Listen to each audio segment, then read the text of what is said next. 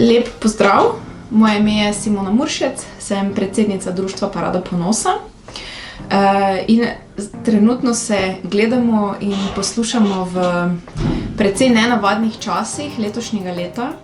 In v tem precej nenavadnem času pokoronske krize se pripravlja tudi letošnja Parada ponosa. Dovolite mi, da vam na kratko predstavim letošnje politično sporočilo.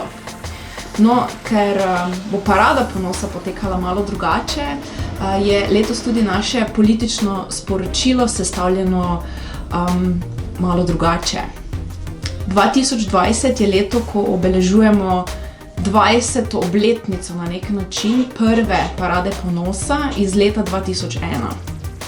In v obeležitev teh zadnjih 20 let, seveda upoštevajoč, da se je aktivizem in boj za pravice LGBT oseb v Sloveniji začel že v začetku 80-ih, ampak vendarle v spomin na teh zadnjih 20 let smo se različne organizacije, ki delujemo na področju zagotavljanja pravic za LGBTQ+ osebe, povezale in skupaj sestavile politično sporočilo, ki je letos pregled nekih glavnih področij in zahtev.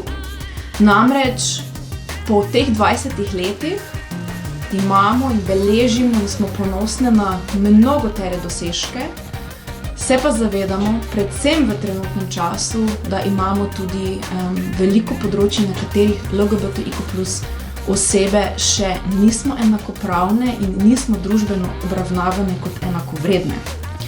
Tako da vas bomo v naslednjih tednih popeljali skozi ta področja našega pregleda in zahtev.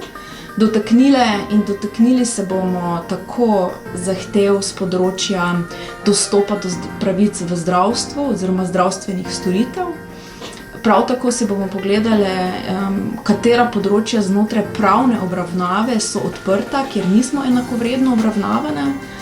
Pogledali si bomo pa tudi področja, kot je cel spekter stvari, ki niso v redu na področju družbenega vključevanja LGBTQ+ oseb, na področju dostopa do socialnih storitev in pa na koncu se bomo pa seveda dotaknili oziroma bomo si pa pogledali, kako se pa pravice LGBTQ+ oseb povezujejo v širši kontekst človekovih pravic in v širši kontekst širših družbenih bojev, kako smo povezane v neko globalno skupnost.